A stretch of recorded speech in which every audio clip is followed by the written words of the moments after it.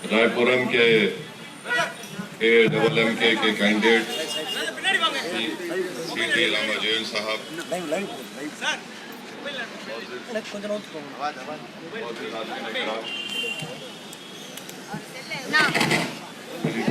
और बहनों, हमारे तमिलनाडु के और चेन्नई के MIM के तमाम जिम्मेदारान, ये मेरी खुशकिस्मती है कि मैं आज वानारापेटम में यहाँ पर AMMK पार्टी के उम्मीदवार के कैंपेन के सिलसिले में, उनकी ताईद के सपोर्ट के सिलसिले में यहाँ पर मुझे आने का मौका मिला। और मेरी ये बड़ी खुशकिस्मती इसलिए है, यहाँ पर हमारी इज्जतदार माँ और बहनों ने पूरे तमिलनाडु में बल्कि पूरे इंडिया का यहाँ पर उन्हें शाहीन बाग बनाया था। मैं सबसे पहले उन तमाम हमारे इज्जतदार माँ और बहनों को मुबारकबाद देता हूँ, उनका शुक्रिया अदा करता हूँ कि उन्होंने एक तारीखी काम यहाँ पर किया। और जो शाहीन बाग आपने चेन्नई में बनाया था, उसकी गूंज, उसकी पॉपुलैरिटी, उसका मैसेज, उसका पैगाम न सिर्फ पूरे तमिलनाडु में बल्कि पूरे इंडिया में आपने बहुत पॉजिटिव और स्ट्रांग मैसेज दिया। मैं सलाम करता हूं उन तमाम हमारी माँ और बहनों को जिन्होंने यहाँ पर लेडीज का, खवातीन का प्रोटेस्ट, CAA, NPR और NRC के खिलाफ प्रोटेस्ट किया। ये बहुत बड़ा काम आपने किया, बल्कि आपके इस प्रोटेस्ट से तमिलनाडु में AMMK की हुकूमत को आपने हिला के रख दिया, दिल्ली में मोदी की नींद को आपने खराब करके रख दिया। ये बहुत बड़ा काम आपने किया। इसी सिलसिले में मैं हमारी माँ और बहनों को, हमारे दोस्तों को ये बात बताना जरूरी समझता हूँ कि जब लोकसभा पार्लियामेंट में CAA का कानून नरेंद्र मोदी की हुकूमत ने लाया था, तो आप तमाम ने देखा कि मजलिस-ए-इत्तेहादुल मुस्लिमीन की जानिब से हमने CAA कानून के खिलाफ प्रोटेस्ट किया, उसके खिलाफ वोट दिया और पार्लियामेंट के जरिए पूरे कंट्री को, पूरे मुल्क में हमने बता दिया कि CAA का कानून मजहब की बुनियाद पर बनाया जा रहा है, ये हमारे मुल्क के कॉन्स्टिट्यूशन के खिलाफ है, ये अनकॉन्स्टिट्यूशनल है। और मजलिस-ए-इत्तेहादुल मुस्लिमीन की तरफ से मैंने पार्लियामेंट में इस CAA कानून को काला कानून, ब्लैक लॉ बताकर मैंने उस कानून की कॉपी को पार्लियामेंट में फाड़ दिया। मेरे अजीज दोस्तों और बुजुर्गों, ये अनकॉन्स्टिट्यूशनल कानून है जो BJP और AMMK ने मिलकर बनाया है, और AMMK ने इस कानून के बनाने में ताईद भी की।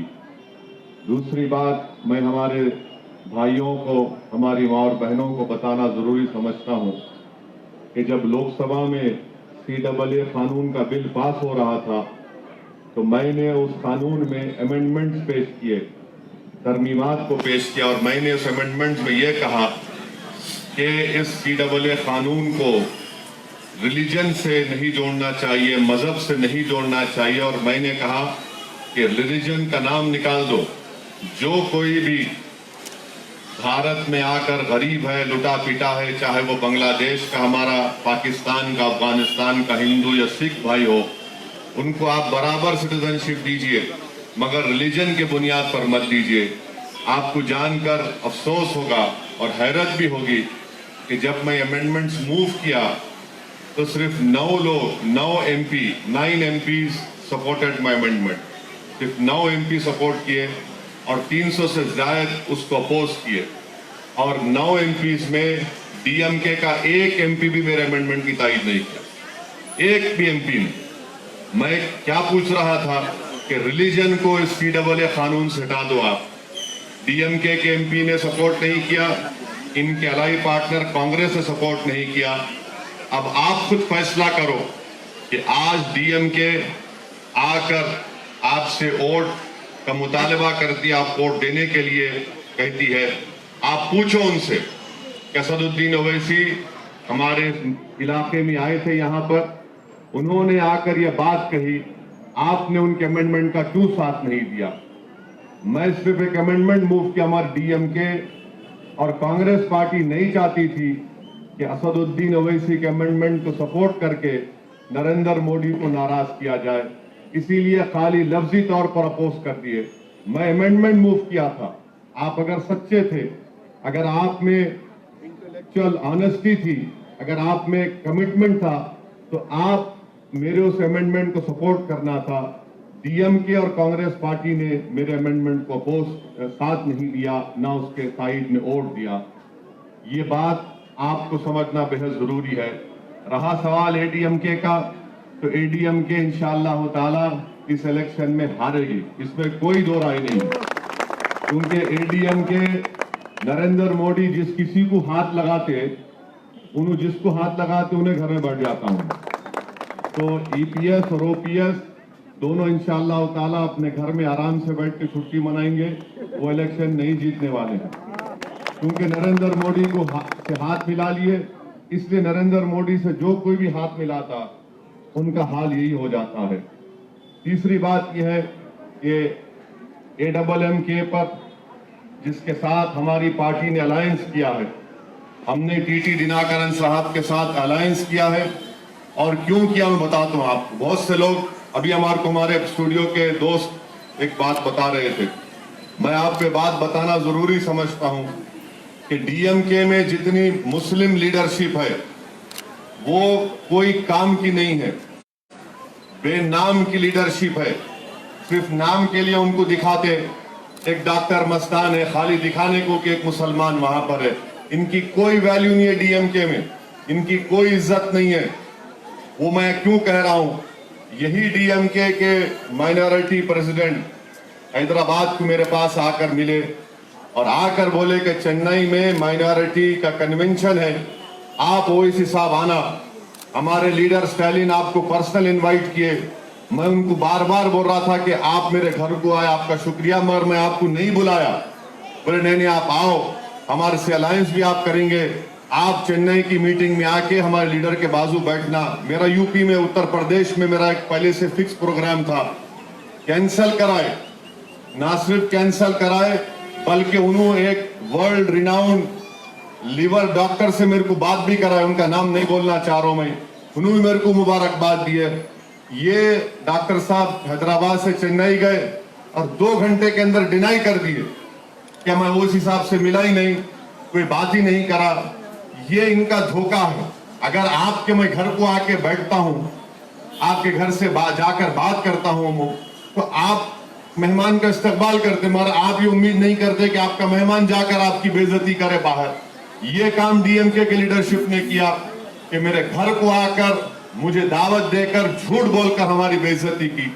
बहरहाल उसके बाद हमारे पार्टी के जिम्मेदारों ने, वकील साहब ने, हमारे चेन्नई के प्रेसिडेंट साहब ने टीटी दिनाकरन साहब से बात की, मेरे को फोन पे बात किए और बोले कि साहब हमारी दिनाकरन साहब से बातचीत हुई।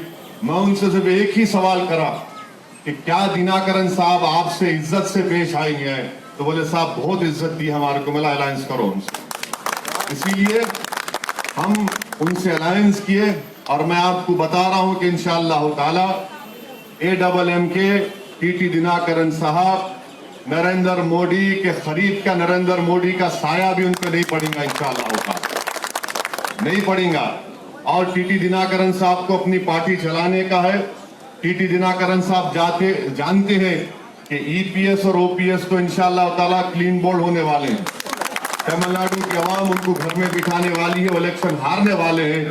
तमिलनाडु की पॉलिटिक्स में अगर कोई इमर्जिंग पॉलिटिकल स्टार है तो उसका नाम टीटी दिनाकरन है।